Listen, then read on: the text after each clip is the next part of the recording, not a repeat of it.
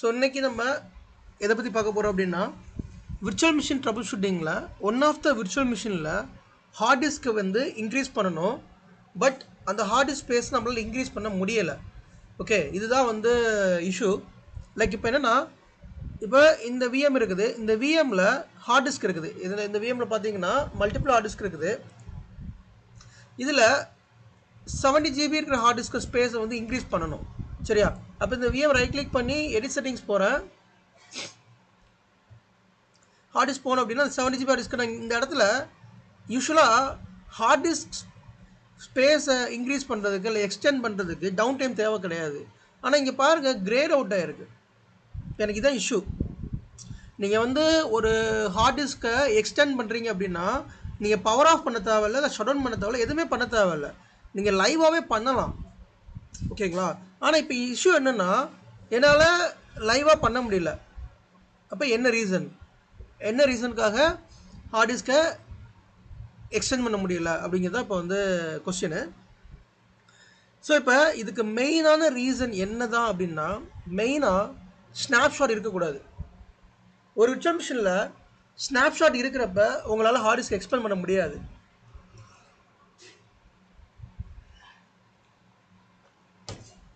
அது ஏன் அப்படின்னு யாராவது சொல்ல முடியுமா?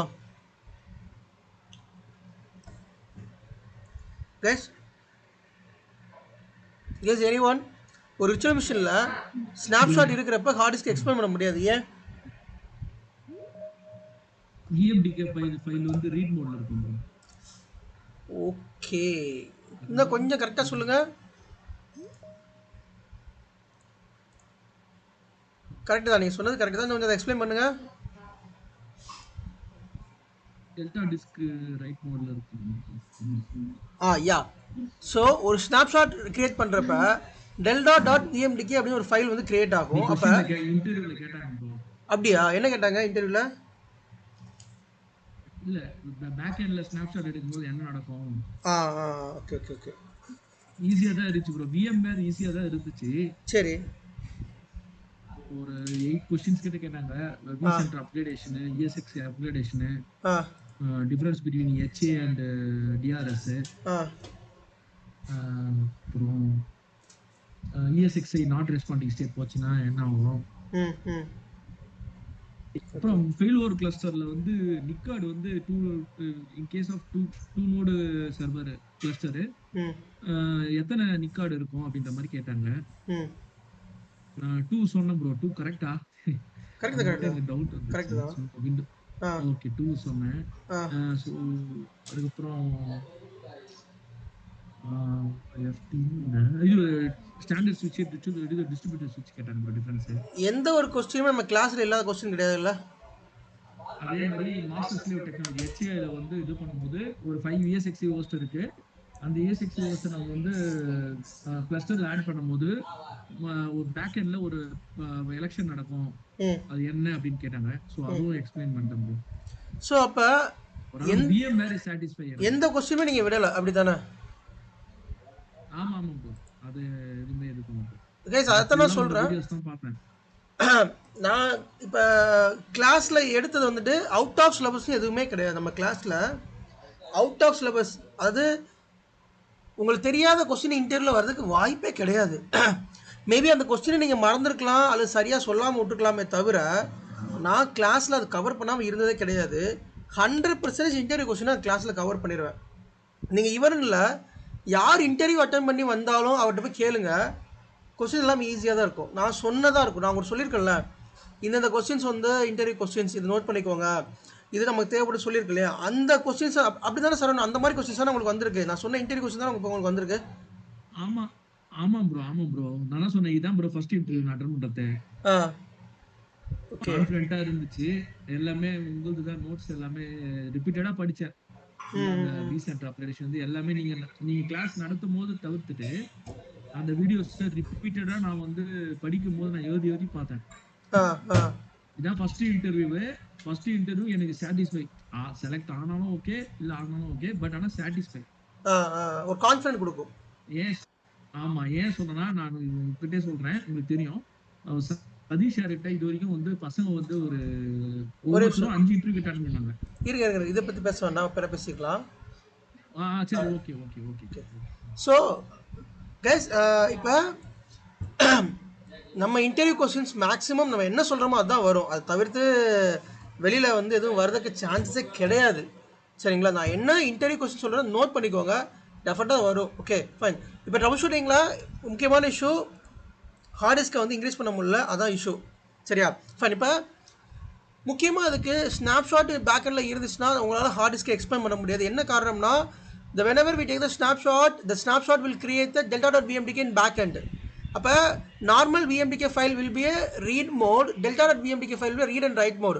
அப்போ இந்த vmdk எல்லாமே ரீட் மோடில் இருக்கிறதுனால நம்மளால் எதுவுமே பண்ண முடியாது. ஸோ இப்போ இந்த விர்ச்சுவல் மிஷினோட ஸ்னாப்ஷாட் போய் பார்க்குறேன், எனக்கு ஒரு ஸ்னாப்ஷாட் இருக்குது. இப்போ இந்த ஸ்னாப்ஷாட் டெலீட் பண்ணுறேன். ஸோ இப்போ இந்த ஸ்னாப்ஷாட் டெலீட் பண்ண அப்படின்னா என்னால் பார்க்க முடியும்.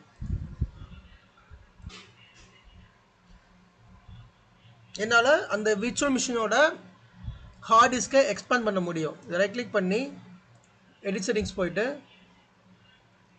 எகைன் ஹார்ட் டிஸ்க் போகிறேன். See now I can able to increase the hard space. இப்போ நான் இதை வந்துட்டு ஒரு 80 GB கொடுக்குறேன்னு வச்சுக்கோங்களேன், I can able to increase the hard space. இப்போ இந்த விர்ச்சுவல் மிஷின் போயிட்டு நான் அதை ஸ்பேஸை இன்க்ரீஸ் பண்ணிக்கலாம். இதுதான் ப்ராசஸ். ஸோ மெயினாக ஒரு விர்ச்சுவல் மிஷினில் ஸ்னாப்ஷாட் இருந்துச்சு அப்படின்னா உங்களால் ஹார்ட் டிஸ்கை கெப்பாசிட்டி இன்க்ரீஸ் ஸ்பேஸ் இன்க்ரீஸ் பண்ண முடியாது. அதை ஞாபகம் வச்சுக்கோங்க. First point. Second point note பண்ணிக்கோங்க. ஸோ இதில் உங்களுக்கு கம்ப்யூட்டர் மேனேஜ்மெண்ட் காமிக்கிறேன் பாருங்களேன்.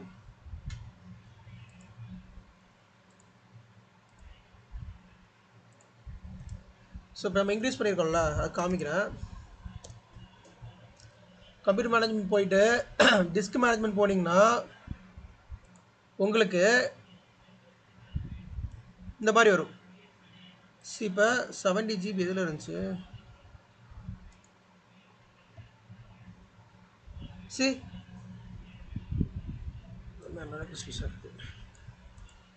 நம்ம இன்க்ரீஸ் பண்ண ஸ்பேஸ் எல்லாமே இங்கே ரெஃப்ளெக்ட் ஆயிடுச்சு. ஓகே. ஸோ நீங்கள் ஸ்னாப்ஷாட் டெலீட் பண்ணிட்டு ஹார்ட் டிஸ்க் எக்ஸ்டெண்ட் பண்ணிக்கலாம். ஓகே. செகண்ட் திங்கு, வேறு என்ன ரீசன் இருக்கலாம் ஒரு ஹார்ட் டிஸ்க்கை வந்து எக்ஸ்டெண்ட் பண்ணுறதுக்கு பண்ண முடியல, அது பண்ண முடியல, வேறு என்ன ரீசன் இருக்கலாம்னா அந்த விஎம்டிக்கே லாக் ஆகிருக்கலாம். ஆல்ரெடி இந்த கிளாஸ் போன செஷனில் பார்த்தோம். வாட் இஸ் விஎம்டிகே லாக்டு, அந்த விஎம்டிகே லாக்கை எப்படி ரிமூவ் பண்ணணும் அப்படிங்கிறது போன வீடியோவில் இருக்குது, போன செஷன் வீடியோவில் இருக்குது. அதில் விஎம்டிகே லாக்டு என்ன பண்ணலாம் சொல்லி நான் அந்த வீடியோ போட்டிருக்கேன், அதை பார்த்துக்கோங்க. விஎம்டிகே லாக்காக இருந்ததுன்னா உங்களால் ஹார்ட் டிஸ்க் ஸ்பேஸை இன்க்ரீஸ் பண்ண முடியாது. சரிங்களா? அது ரொம்ப ரொம்ப முக்கியம். விஎம்டிகே லாக் அப்படிங்கிறது எதனால் வரும் அப்படின்னா, மல்டிபிள் ஸ்னாப்ஷாட் இருந்தால் விஎம்டிகே லாக் ஆகும். அப்புறம் அந்த ஏதாவது இஎஸ்எக்ஸ் நாட் ரெஸ்பாண்டிங் ஸ்டேட் போய் அந்த விஎம் வந்து ரீஸ்டார்ட் ஆகிருக்கும், அப்போ விஎம்டிகே லாக் ஆகிறதுக்கு சான்சஸ் இருக்குது.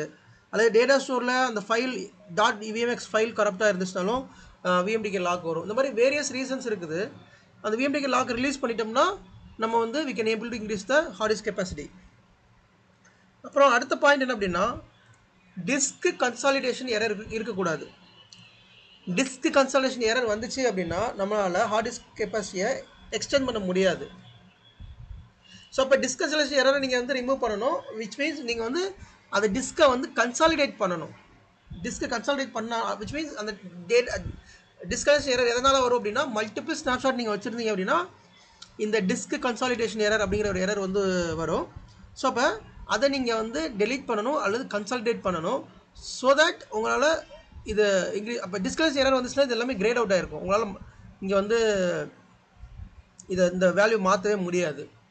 தென் அதுக்கடுத்து ஃபிசிக்கல் ஆர்டிஎம்மாக இருக்கக்கூடாது. நான் ஆல்ரெடி இந்த கிளாஸ் எடுத்திருக்கேன். What is RDM disk, physical ஆர்டிஎம்னா என்ன, விர்ச்சுவல் ஆர்டிஎம்னா என்ன அப்படின்னு எடுத்திருக்கேன். What is RDM disk? Can someone tell me what is RDM disk?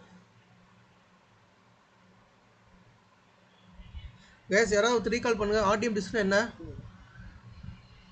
ஆர்டிஎம்னா raw device mapping. Okay okay okay. அது என்ன பண்ணும், அதோட பர்பஸ் என்ன? அது டைரக்டா வந்து பிசிக்கல் ஸ்டோரேஜ்ல கனெக்ட் ஆயிருக்கும். ஃபிசிக்கல் ஓகே, ஃபிசிக்கல் ஸ்டோரேஜ்ல எந்த இடத்துல கனெக்ட் ஆயிருக்கும்?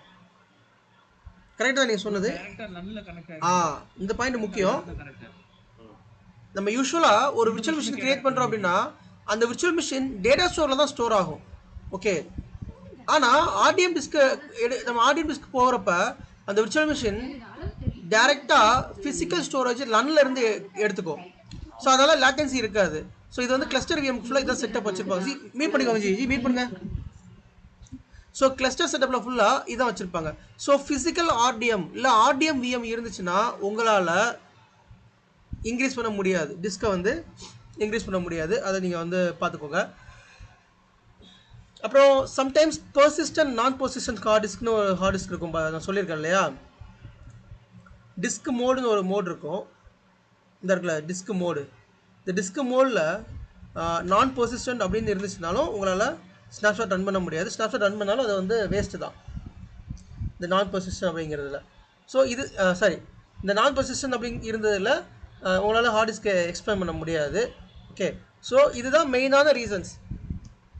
விஎம்டிகே லாக் ஸ்னாப்ஷாட் இருக்கக்கூடாது, விஎம்டிகே லாக்காக இருக்கக்கூடாது, டிஸ்க் கன்சலேஷன் எரர் இருக்கக்கூடாது, ஃபிசிக்கல் ஆர்டிஎம்மாக இருக்கக்கூடாது, தென் இந்த இண்டிபெண்ட் நான் பர்சிஸ்டன்ட் அந்த மாதிரி டிஸ்க் மோடு வந்து மாறி இருக்கக்கூடாது. இப்படிலாம் இருந்துச்சு அப்படின்னா நம்மளால் ஹார்ட் டிஸ்க் கெப்பாசிட்டி இன்க்ரீஸ் பண்ண முடியாது.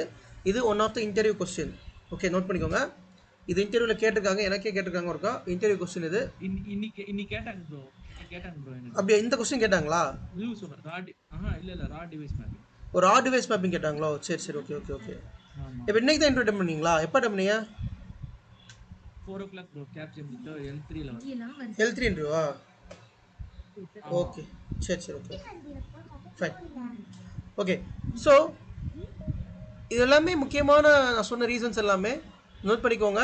உங்களுக்கு இன்டர்வியூ ரொம்ப ஹெல்ப்ஃபுல்லாக இருக்கும். ஓகே, டவுட்ஸ் இருந்தால் கேளுங்க. நெக்ஸ்ட் டாபிக் போகலாம். Any doubts guys?